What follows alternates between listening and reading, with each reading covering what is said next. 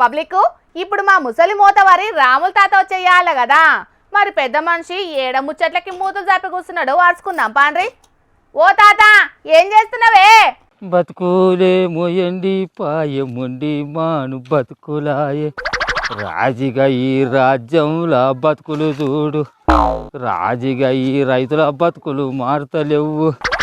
ఒరి పొల్లగా ఒరి వారి ఎదురురా రాదురా, ఒరి వారి గట్టెడు పోయినరా, ఎదురుగా రారా అంటే పడత్తలేదేమరా. హాగో ముల్లెలు మూటలు సంకలోటి నెత్తి మీదోటి పెట్టుకొని ఎటు పోతున్నావే తాత? ఎక్కడికి పోయి వచ్చేది ఎక్కడిదే, ఎండ్రికిచ్చ మొఖం దానా ఊరియ బత్తాలకు పోయేస్తాన్నే తిప్పులాడి. ఆగా యూరియా బత్తాలే ముసలోడా, సంకలో మూట నెత్తి మీద మూట పెట్టుకొని ఆ యూరియా బత్తాలు అంటున్నావు?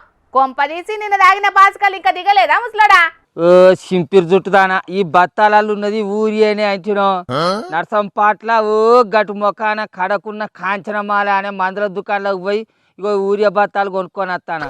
ఇక అమాంతం ఒక ఊరియా బత్తాను ముయ్యాలంటే నా వల్ల అవుతుందా? అందుకే ఆ బత్తలో ఉన్న ఊరియను అయితే ముల్లెలు కట్టుకొని నెత్తిమే పెట్టుకొని మోసుకుంటూ వస్తాను. ఏం చేయాలి? గిది పట్టుకోరా ఇంత బరువు అయిపోయానవరా, చెయ్యి విడిచికొచ్చినవరా. నీకు తలకాయ తిక్క బాగున్నట్టున్నది ముసలోడు. ఓ ఆటోనో జీపునో కిరాయికిచ్చి పట్టుకొచ్చుకోక నన్ను చూడు నా అందం చూడు అన్నట్టు మూటలు కట్టుకొని నెత్తి మీద ఎత్తుకొని వస్తున్నావా?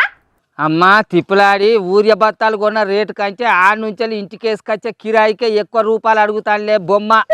అందుకే ఇక 2 ఊరియా బత్తాలు కొని ఒక బత్తను ఆడనే పెట్టి ఒక బత్తల ఊరియను ఇట్లా 2 ముల్లెలు కట్టుకొని నెత్తి మీద ఒకటి సంకలు ఒకటి పెట్టుకొని మోసుకుంటూ వస్తాను. ఏం చేయ, ఇంకో బత్తకు ఇక అటెంక పోతామా? అవును నిజమేనే తాత, రైతుల యాప్లల్లో యూరియా బత్తాలు బుక్ చేసుకుందాం అనుకుంటే ఎక్కడెక్కడో షాపులలో ఉన్నట్లు చూపిస్తున్నాయట. ఆ నుంచి పొలాల కాడికి వేసుకుని పోదామనుకుంటే బత్తాలు కొన్నదానికంటే కిరాయి పైసలు ఎక్కువైతున్నాయటనే.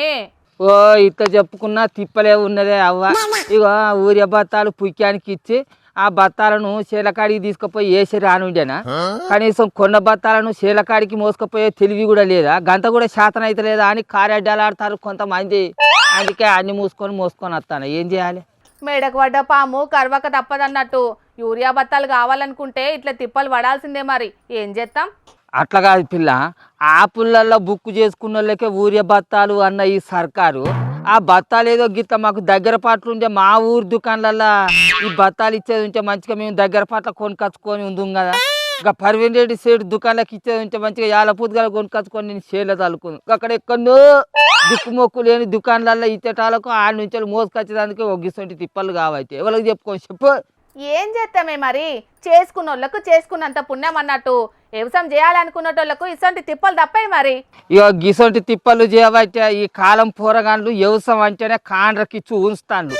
ఇత్తనాలు కల్తీ, పురుగు మందులు కల్తీ, ఊరియా బత్తాల కోసం గిసంటి తిప్పళ్ళు. యాళ్లకు వాడని రైతు భరోసా, పండిన పంటను మార్కెట్కి తీసుకుపోతే గిట్టుబాటు ధర లేని కథలు.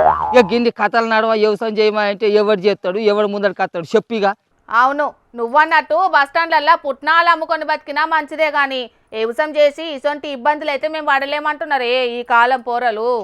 ఏం వ్యవసాయం, నా చిన్నప్పటి సంది వ్యవసాయం చేస్తూనే ఉన్నా. పెరిగిన అప్పులు తరిగిన వయసు, ఎన్నడు సుఖంగా తిండి తిన్నది లేదా, కంటి నిండా నిద్రపోయింది లేదా. ఎందుకు వ్యవసాయం చేసి చెప్పు. సరే గాని ఇంతకు ఈ మూటలను ఎక్కడి దాకా మోసుకుపోతావు అది చెప్పు. ఎక్కడి దాకా ఏమున్నదా తిప్పులాడి, పెరడేసి 4 రోజులు దాకొచ్చే ఇప్పటి వరకు మందు లేదా మాకు లేదా. అందుకే ఈడికే మోసుకొని వస్తాను. వారు పొలగాలు ఏడున్నారా, రారేవరా? గాడేం చేస్తారా, ఆటలు ఆడతారా? నేను పిలిచేదాకా రారా? ఇక పెరడు దాకా మోసుకొచ్చినాక ఈడేద్దాం. అగో గా పొలగాండ్లతోటి ఏం పని చేయిస్తావు ముసలోడా? ఇక ఈ పెరడు గింతగానం పెరిగింది, మందు చల్లుకుంటా నేను నడిపేరట్లకు పోయిన తర్వాత ఇట్లా తప్పిపోతే ఏ దిక్కని నాకు ఏం తెలుస్తుంది. అందుకే ఈ పొలగాళ్ళను 4 దిక్కులో కూర్చునే పెడతా. తప్పిపోయిన కాడ ఓ అని మొత్తుకుంటే పొలగాళ్ళు కూడా ఓ అంటారు, అప్పుడు ఆ దిక్కు ఉరుకుతాయి. ఇక అందుకే సరే ఇక మంచిగా చల్లు మందును. దాసి దయాల పాలు చేసినట్టు చేసి శాతనంతా దళాల పాలు చేసి అవుతుంది. ఏం చేయాలి? గట్టు కడ నుంచి అదే లేరా ఈ ముద్దలు పట్టుకొని మోసి నాకు గోసేటట్టున్నాయేమరా. గట్టు కడ నుంచి చల్లుకుంటాం పరి. పాపం రైతుల గోసలు మామూలుగా లేవోలా. పంట వండించేటందుకు పడరాని పాటలు పడే పరిస్థితి మోపైతున్నది రైతులకు. రోజుకు రైతులకు సాయం అయ్యేటందుకు అల్కటి ఉపాయాలు చేయాలి గాని ఈ యాప్లు గీపులు అనుకుంటా రైతులను లేని పరేషాన్లో వాడేస్తున్నారు. పోనీ అదైనా చక్కగా పనిచేస్తున్నదా అంటే ఆ చక్కదనం కూడా మంచిగా లేదాయే. మరి సర్కారు రైతుల బాధలను ఎప్పుడు తీరుస్తుందో ఏందో చూడాలి మరి.